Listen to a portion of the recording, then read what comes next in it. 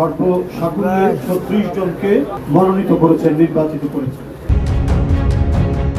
ত্রয়োদশ জাতীয় সংসদে সংরক্ষিত নারী আসনে মনোনয়নপ্রাপ্ত ৩৬ জনের তালিকা প্রকাশ করেছে বিএনপি।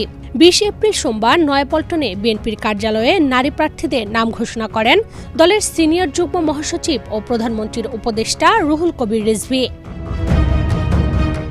এ সময় দলের এই সিনিয়র নেতা জানান, সংরক্ষিত নারী আসনে মনোনয়ন দিতে জাতীয় কমিটির সদস্যরা রূপায়ণ lake castle, welcome to the land of piece ২ দিনব্যাপী সাক্ষাৎকার গ্রহণ করেছেন। সাক্ষাৎকার শেষে মনোনয়ন বোর্ড ৩৬ জনকে মনোনীত করেছে।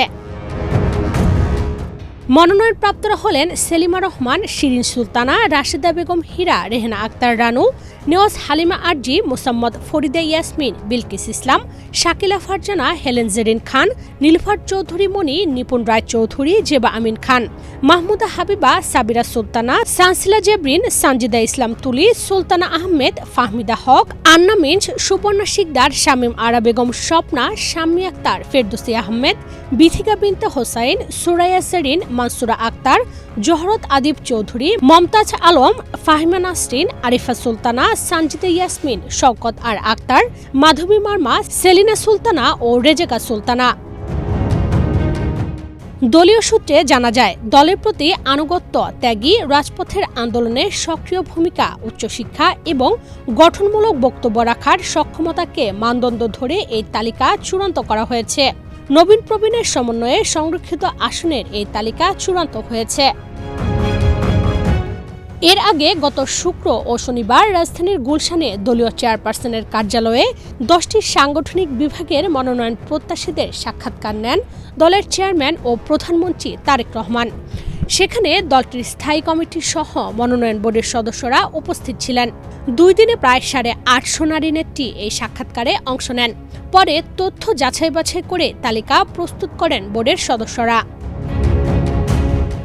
এ সময় তারা সংগ্রামে নিজের ত্যাগ ও অবদানের কথা তুলে ধরেন। সেই সঙ্গে মনোনয়ন পাওয়া না পাওয়া পরবর্তী করণীয় তুলে ধরেন নারী নেত্রীরা।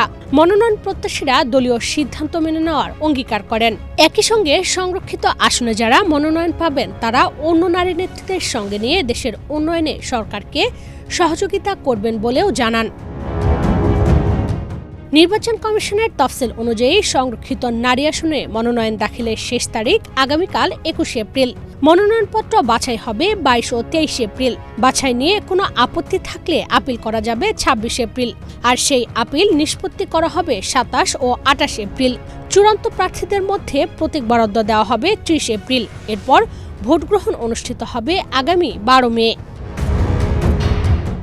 ইসি বলছে, নির্ধারিত সময় অনুযায়ী সুষ্ঠু ও শান্তিপূর্ণভাবে নির্বাচন সম্পন্ন করতে সব ধরনের প্রস্তুতি নেওয়া হয়েছে। আসন বণ্টনে বিএনপি জোট 36টি, জামায়াতে ইসলামী জোট 13টি এবং স্বতন্ত্ররা মিলে পাবে 1টি আসন। ডেস্ক রিপোর্ট, বাংলাদেশ প্রতিদিন।